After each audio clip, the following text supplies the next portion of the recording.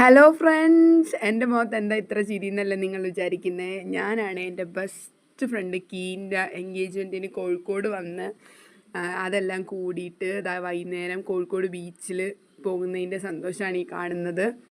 ഞാനാണെങ്കിൽ ഫസ്റ്റ് ടൈമാണ് കോഴിക്കോട് വരുന്നത്. പക്ഷെ ആദ്യത്തെ ആണെങ്കിൽ അവൾ വയനാട് പഠിച്ചതുകൊണ്ട് തന്നെ അവൾക്ക് കോഴിക്കോടെല്ലാം അറിയാം. പക്ഷെ ഞാൻ അങ്ങനെയല്ല, എനിക്ക് ആദ്യമായിട്ടാണ് കോഴിക്കോട്. നമ്മളിങ്ങനെ കുറേ പറഞ്ഞ് കേട്ടിട്ടുണ്ടല്ലോ കോഴിക്കോടുള്ള ആൾക്കാർ, കോഴിക്കോടുള്ള നല്ല ഭക്ഷണം, ഇങ്ങനെ കോഴിക്കോട് കോഴിക്കോട് കോഴിക്കോട് എന്ന് പറഞ്ഞാൽ നമ്മളെല്ലാം നല്ല നല്ല കാര്യങ്ങൾ കേട്ടിരിക്കുന്ന. അപ്പം അങ്ങനെ ഇങ്ങനെ കോഴിക്കോട് വരുമ്പോൾ നമ്മളിവിടെ മൊത്തം ഒന്ന് കാണാണ്ട് പോകുന്നത് ശരിയല്ലല്ലോ. അങ്ങനെയാണ് വൈകുന്നേരം ഇറങ്ങിയത്. ഞങ്ങളൊരു 6:30 ആയപ്പോഴാണ് ഇറങ്ങിയത്.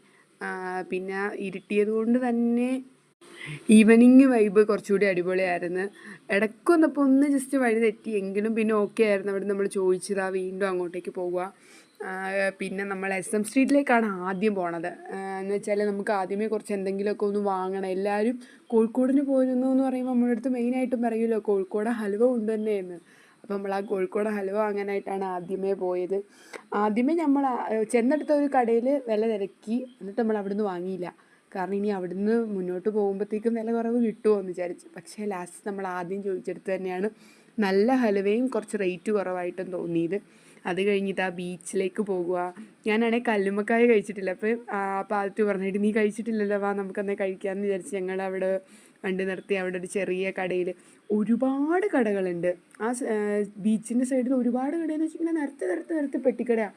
അതിനകത്തൊക്കെ നിറച്ച് സീ ഫുഡും. അങ്ങനെ ഞങ്ങളാണെങ്കിൽ കല്ലുമ്മക്ക അതാ കഴിച്ചത്. ഞാൻ ആദ്യമായിട്ടാണ് കഴിക്കുന്നത്. എനിക്ക് ഭയങ്കരമായിട്ട് ഇഷ്ടമായി. പിന്നെ നമ്മൾ കുറച്ച് നമുക്കാണെങ്കിൽ തിരിച്ച് 11-ൻ്റെ ട്രെയിന് പോരുകയും ചെയ്യണം. അപ്പോൾ അതുകൊണ്ട് ഞങ്ങൾ അധികം നേരം നിന്നില്ല. ഞങ്ങൾ SM സ്ട്രീറ്റ് ഒന്ന് ചുറ്റിയപ്പോൾ തന്നെ നല്ല ടൈമായി. പിന്നെ കീൻ്റെ അടുത്ത് വന്നു. കുറച്ച് സന്തോഷമൊക്കെ കാണിച്ച് ഞങ്ങളിതാ പോരുന്നു. അപ്പോൾ ഓക്കെ, ബായ്.